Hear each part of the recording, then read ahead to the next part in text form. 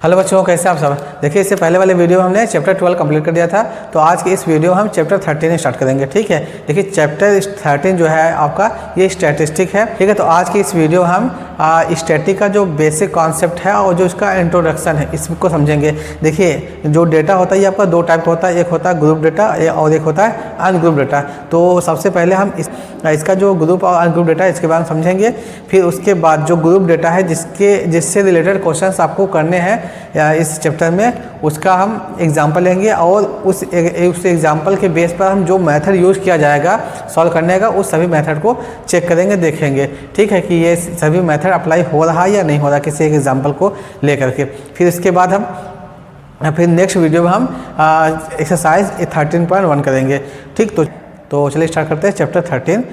तो ठीक, तो ये आपका चैप्टर 13 स्टैटिस्टिक। इसमें जो आपको पढ़ना है वो आपका ग्रुप डेटा और अनग्रुप डेटा के बारे में पढ़ना है। सबसे पहले हम समझते हैं अनग्रुप डेटा क्या होता है। जैसे देखिए, कोई भी इंफॉर्मेशन है या कोई भी डेटा है जो कि आपका रॉ फॉर्म में हो मीन्स या फिर ओरिजिनल फॉर्म में। जैसे मान लो कि हमने क्या काम किया, किसी एक स्कूल में कुछ बच्चों का मैथ में मार्क्स कितना मिला उसको हमने कलेक्ट कर लिया। मान लिया 10 बच्चे हैं, 10 बच्चों में किसी 50 नंबर का एग्जाम हुआ। इस 50 नंबर में से किसी बच्चे का 10 नंबर आया, किसी का 20 आया, किसी का 25, किसी का 30, किसी का 40, किसी का 45, इस टाइप का जो आया सभी को हमने अलग से कलेक्ट कर लिया। सभी बच्चों के मार्क्स को हमने उसके नाम के हिसाब से कलेक्ट कर लिया। तो जो डेटा बनेगा इसे हम बोलेंगे अनग्रुप डेटा बोलेंगे। ठीक है, ठीक। तो देखिए, इसमें जो आपका आएगा वो रॉ डेटा हो जाएगा, या फिर हम बोलते हैं इसके ओरिजिनल बोलेंगे, original data,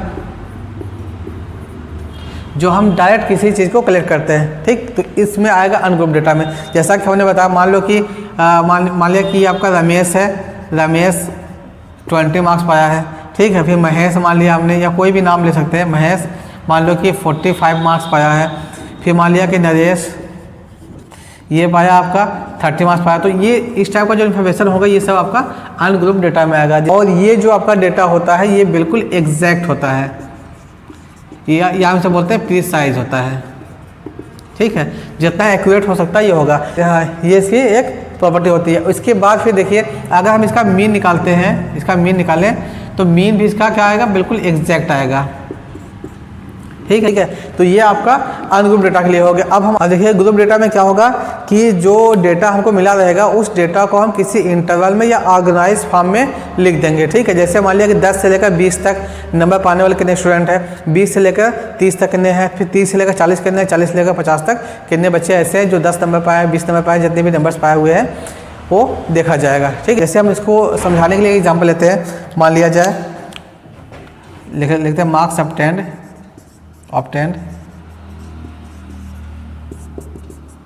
example obtained by a student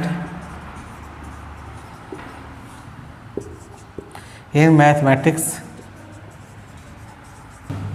तो ये हमने मान लिया कोई एक डेटा है जिसमें किसी एक स्टूडेंट का मैथ में जो मार्क्स है 50 में से वो यहाँ पर शो किया गया है। तो ये आपका जो फॉर्म है इस फॉर्म में अगर लिखा जाएगा तो इसे हम बोलते हैं अनग्रुप डेटा, अनग्रुप्ड डेटा। क्योंकि देखिए इसमें ग्रुपिंग नहीं किया गया इसीलिए हम इसको अनग्रुप डेटा बोलेंगे।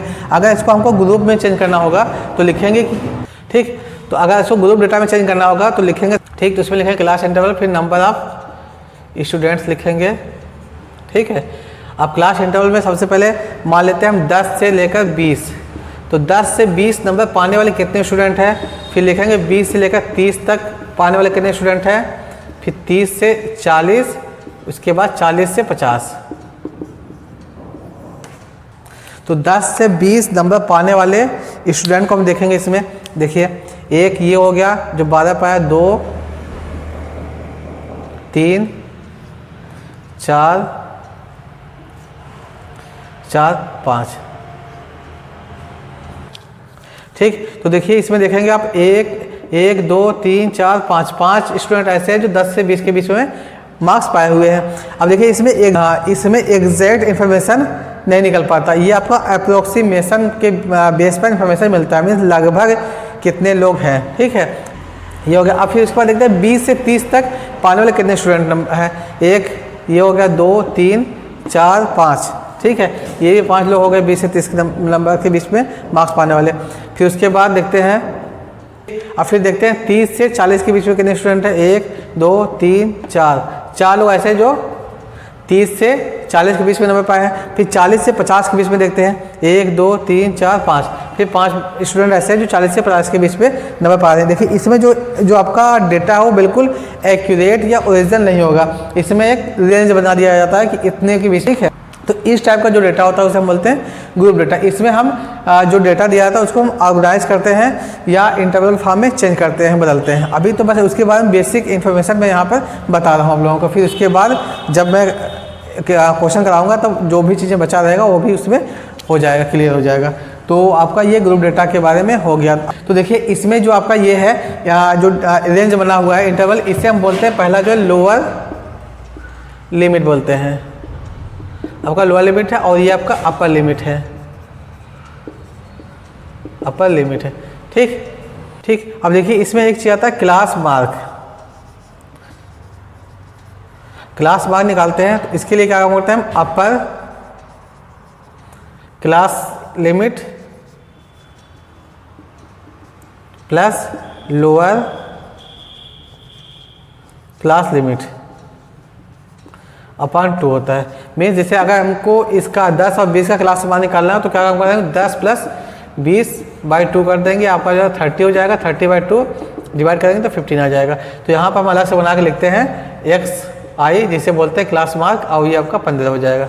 ठीक है, तो ये आपका ग्रुप डेटा के बारे में बेसिक इन्फॉर्मेशन था। तो उम्मीद करता है आपको ये समझ में आ गया होगा ग्रुप डेटा और अनग्रुप डेटा के बारे में। ठीक, और एक चीज़ हमने पहले बताया कि जो आपका अनग्रुप डेटा है इसका जो मीन होगा वो बिल्कुल एग्जैक्ट होगा, और जो इसका जो ग्रुप डेटा का जो मीन होगा वो अप्रोक्सीमेट होगा, लगभग के फॉर्म में होगा। तो ठीक, उम्मीद करता हूँ आपको ये ग्रुप और अनग्रुप डेटा का बेसिक कॉन्सेप्ट समझ आ गया होगा कि एक्चुअल में ये है क्या।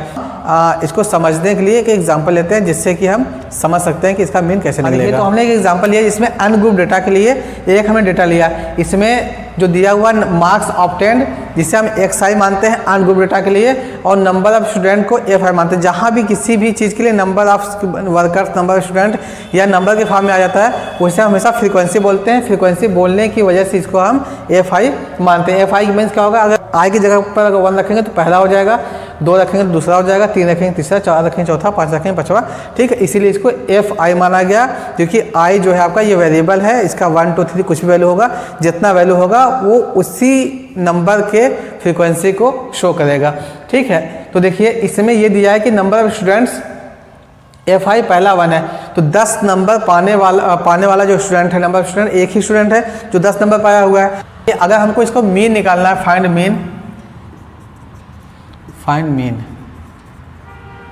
है, मीन के लिए फॉर्मूला होता है मीन इक्वल टू, मीन को हम एवरेज भी बोलते हैं,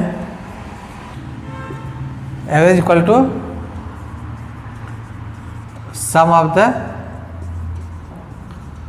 observation upon number of observation, या इसे बोलते हैं टर्म।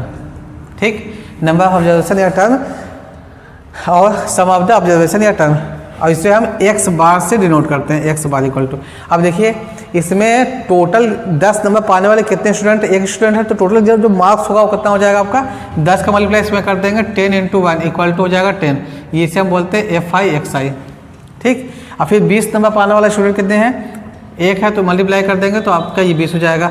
फिर 30 नंबर पाने वाले 3 स्टूडेंट हैं, तो 3 का मल्टीप्लाई कर देंगे 30 में, तो हो जाएगा आपका 90 ही है। फिर उसके बाद 40 नंबर पाने वाले 4 हैं, तो 4 × 16 160 हो जाएगा ये। फिर 50 नंबर पाने वाले 3 स्टूडेंट हैं, मल्टीप्लाई करेंगे तो 150 हो जाएगा। और फिर 56 नंबर पाने वाले 2 स्टूडेंट हैं, मल्टीप्लाई करेंगे तो ये आपका हो जाएगा 112। ठीक, तो ये आपका हो गया summation FI XI upon number of term. अब सबको हम जोड़ के देखते हैं। यहाँ पर मेरा FI कितना आएगा, जोड़ेंगे, देखिए 1 1 2 3 5 5 4 9 9 3 12 12 2 14, ये हो जाएगा 14 हो जाएगा। अब इसके बाद जो FI XI है इसको भी हम जोड़ के देख लेते हैं, 10 20 30 90 90 प्लस 30 120 हो जाएगा, 120 प्लस 160 280 हो जाएगा, 280 प्लस 150 330 प्लस 112 330 442 हो जाएगा। तो जो आपका ये एफ आई एक्स आई मिलेगा, summation wise F I X I equal to 442, ठीक है, ये 442। तो ये एफ आई एक्स आई की जब लिखेंगे 442 अपॉन यहाँ पर लिखेंगे 14। अब 14 से इसको डिवाइड कर देंगे हम, पहले 2 से काटते हैं, 7 आ जाएगा, 2 2 1 आ गया, फिर 7 का 7 7 21, 7 काट के देखेंगे तो आपका x बार आ गया 33, और यही आपका आंसर है। ये आपका अनग्रुप डेटा के लिए है, ठीक है। तो उम्मीद करते हैं आपको ये समझ में आ गया होगा। अब हम ग्रुप डेटा पर अब हम ग्रुप डेटा का एग्जाम्पल लेते हैं, ठीक। देखिए जो हमने अभी एग्जाम्पल लिया था अनग्रुप डेटा का, वही एग्जाम्पल यहाँ पर भी है। ये जो आपका डेटा दिया हुआ है ये अनग्रुप के फॉर्म का दिया हुआ है। तो सबसे पहले हम इसको ग्रुप डेटा के फॉर्म में चेंज करेंगे, उसके बाद फिर क्वेश्चन को सॉल्व करेंगे, ठीक है। अब इसे देखिए यहाँ पर 10 नंबर पाने वाला एक स्टूडेंट है, 20 नंबर पाने वाला एक है, 36 पाने वाला 3 है, और 40 मार्क्स पाने वाले स्टूडेंट 4 है, और 50 मार्क्स पाने वाले स्टूडेंट 3 है, और 56 पाने वाले 2 हैं। तो ऐसे इस टाइप का ये अनग्रुप डेटा में के फॉर्म में दिया हुआ है। तो इसको सबसे पहले हम ग्रुप में चेंज करेंगे। देखिए आपके क्वेश्चन में पहले से ग्रुप डेटा में चेंज करके क्वेश्चन दिया रहेगा, ठीक है। बस हमको क्या करना है इसमें, मैं भी समझाने के लिए अनग्रुप डेटा में ले रहा हूँ, फिर इसको ग्रुप डेटा में चेंज कर रहा हूँ। तो देखिए लिखेंगे,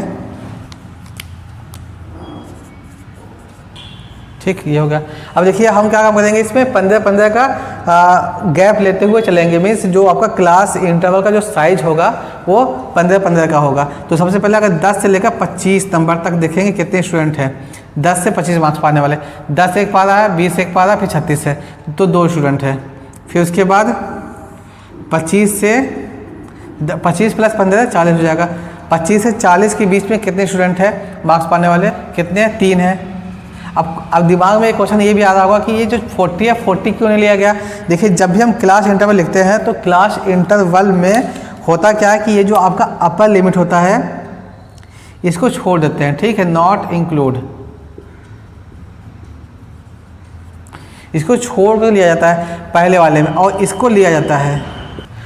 तो देखिए किसी भी इंटरवल का जो पहला जो लोअर लिमिट है इसको लिया जाएगा, अपर लिमिट को छोड़ दिया जाएगा इस केस में। अब वैसे ही जैसे अब यहाँ पर देखिए 40 है तो यहाँ पर 40 नहीं आएगा, 39 तक ही लेंगे, 40 वाले को छोड़ देंगे। क्यों छोड़ देंगे, क्योंकि स्टार्टिंग में जब हम दूसरा क्यों छोड़ेंगे, क्योंकि जैसे नीचे आ रहे हैं तो ये 40 लेना पड़ेगा, फिर 40 के बाद 15 ऐड कर देंगे तो 55 हो जाएगा, ठीक है। 55 वाले नंबर को छोड़ देंगे। अब देखिए 40 मार्क्स पाने वाले 4 स्टूडेंट हैं और 50 पाने वाले 3 है, तो 4 3 7 हो जाएगा ये, ठीक।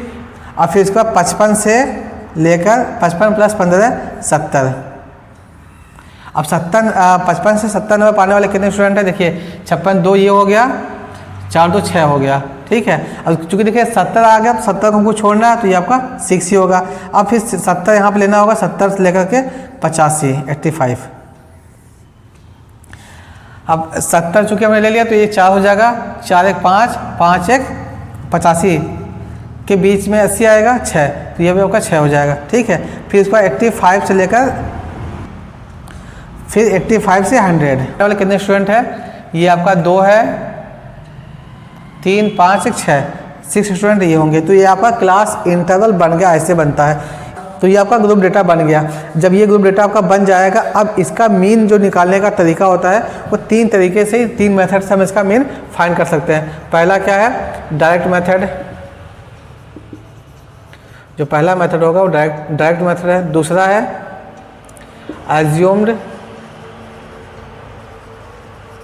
मीन मेथड, और जो तीसरा है वो स्टेप डेविएशन मेथड।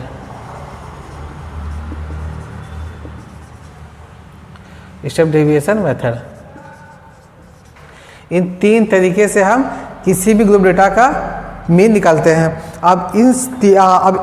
अब इस तीनों तरीके का यूज कहाँ करेंगे हम, देखिए जब कोई भी डेटा छोटे में हो, मीन्स इसका जो रेंज है, जो साइज क्लास का जो साइज ये छोटा हो, ठीक, और ये जो आपका ऑब्जर्वेशन नंबर स्टूडेंट है ये छोटा, मतलब छोटा डेटा होता है, उसके लिए हम डायरेक्ट मेथड यूज करते हैं। अगर फिर उसके बाद कोई बड़ा सा आ जाए डेटा, बड़ा डेटा हो जाता है तो उसके लिए एज्यूम मीन मेथड यूज करते हैं। और अगर उससे भी बड़ा आ जाए कोई भी डेटा, उसके लिए हम स्टेप डेविएशन मेथड यूज करते हैं। देखिए ये जो दोनों मेथड है, एज्यूम और स्टेप डेविएशन मेथड, ये बस कैलकुलेशन को छोटा और आसान करने के लिए ही यूज़ किया जाता है, ठीक है। लेकिन तीनों मेथड से किसी एक डेटा का आंसर हमेशा सेम ही आएगा।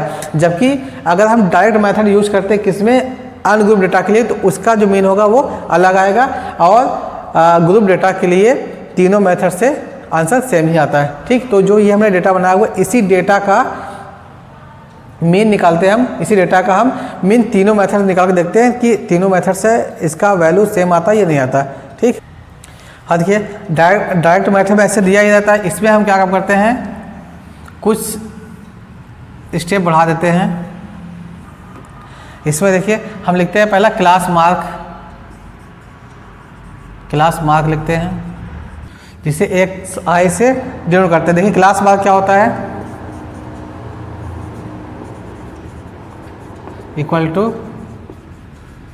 लोअर क्लास प्लस अपर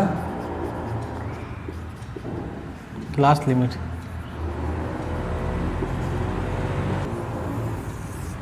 ये होता है आपका क्लास मार्क। अब इसमें देखिए लोअर आपका 10 है, अपर 25 है, दोनों को जोड़ के इसका आधा करेंगे तो हमको मिलेगा 35 का आधा 17.5। देखिए 15 का डिफरेंस है, पहला अगर 17.5 आ गया तो उसमें 15 ऐड कर देंगे तो 15 दूना 30 तो 32, 32.5 मिल जाएगा। अब 32.5 में भी 15 ऐड करेंगे तो हो जाएगा आपका 47.5। अब 47.5 में फिर 15 ऐड करेंगे तो ये 7 5 12 62.5 हो जाएगा। और फिर इसमें अगर 15 ऐड करेंगे तो 77.5 हो जाएगा।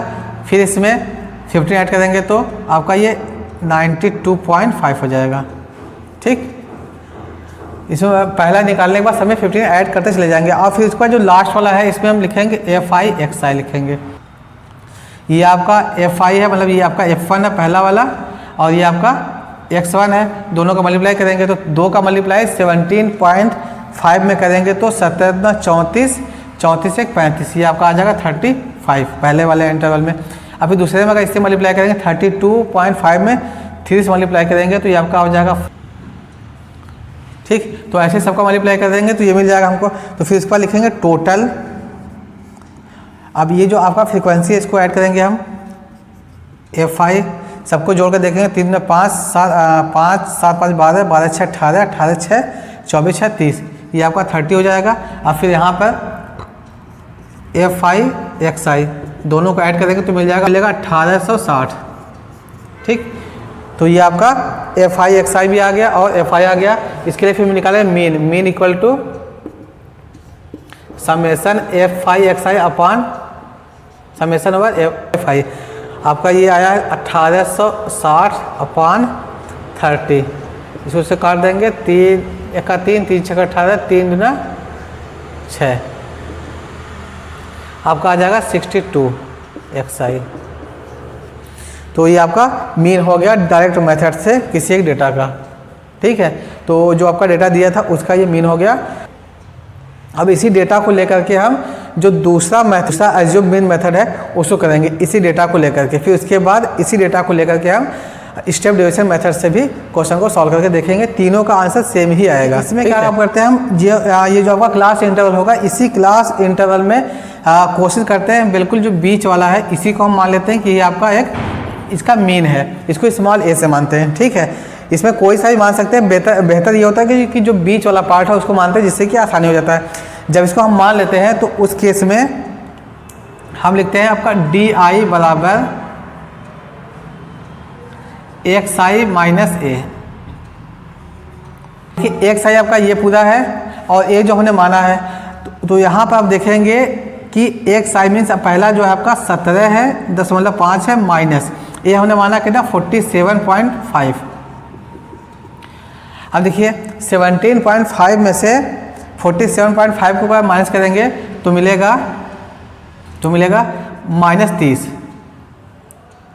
फिर वही काम इसमें करना है हमको, इसमें अगर घटा दें इसको तो ये आपका हो जाएगा -15 हो जाएगा। अब इसमें से इसी को घटाएंगे तो 0 हो जाएगा, फिर ये आपका 15 हो जाएगा, फिर उसके बाद ये वाला 30 ठीक, ये 15 30 फिर 45, क्योंकि देखिए 15 15 का डिफरेंस है तो ये हो गया।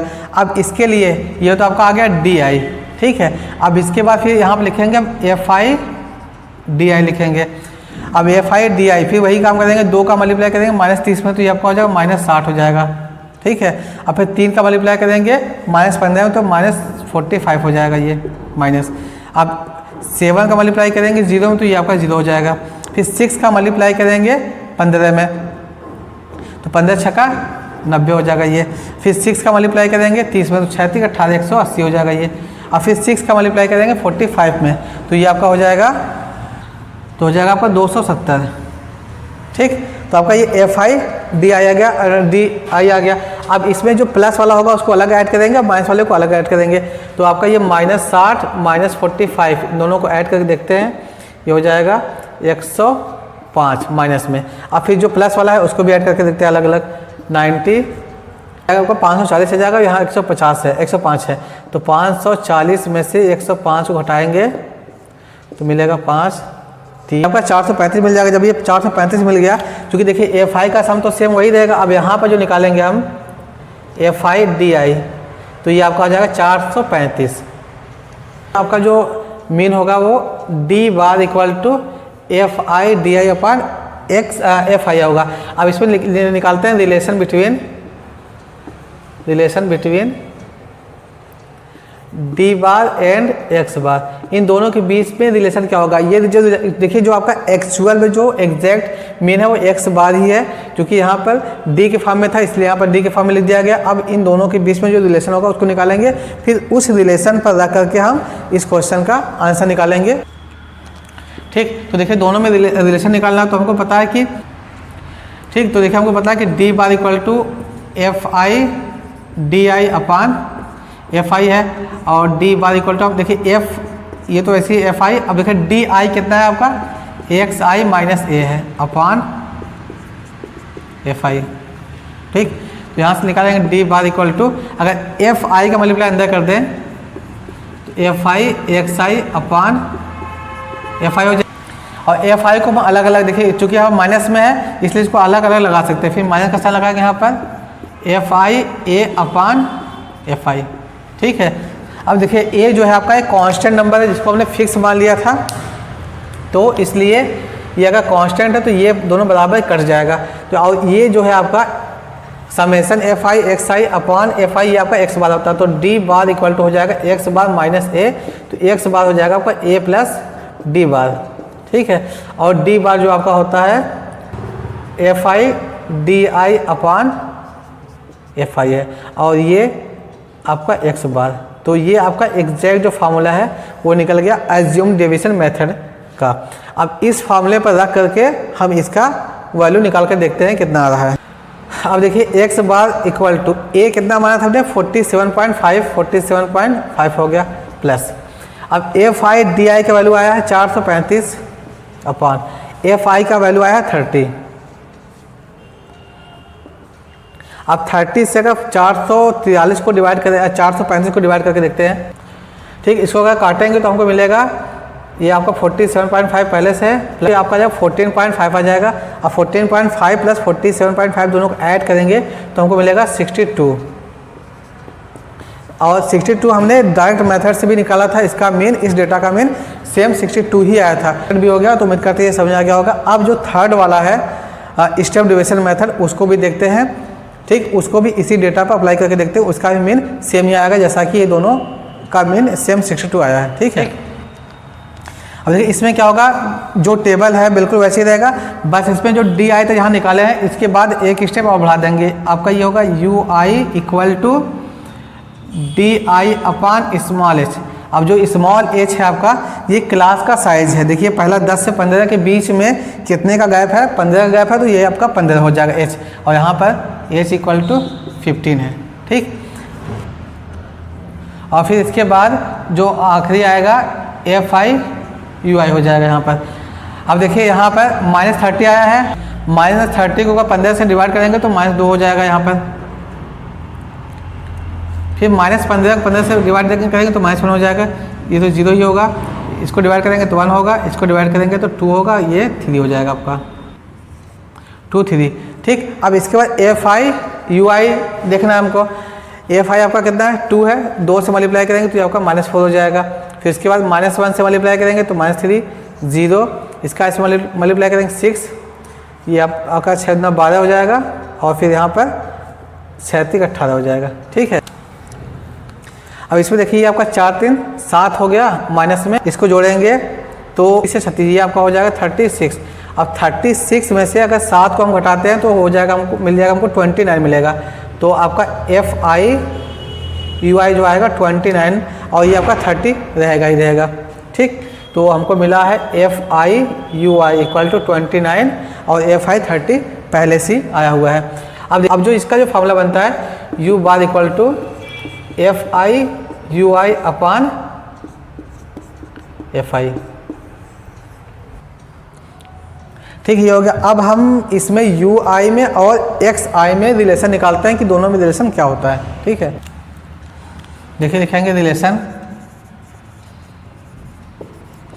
Between x bar and u bar, इन दोनों में क्या रिलेशन होगा कि ये हमको पता ही है कि यू आई दिया है आपका एफ आई देखिए, और यू आई की जगह पर हम लिख सकते हैं डी आई अपान एच, और डी आई किसके इक्वल है आपका एक्स आई माइनस ए अपान एच।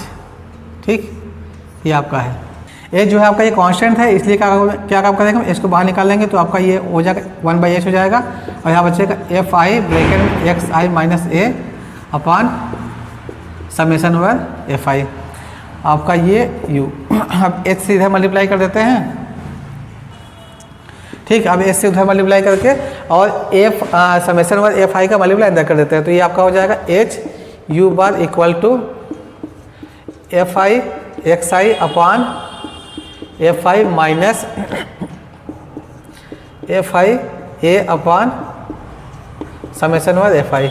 ये वाला इससे कट जाएगा और यहाँ हमको मिल जाएगा H into F I U I upon F I equal to ये आपका है एक्स बार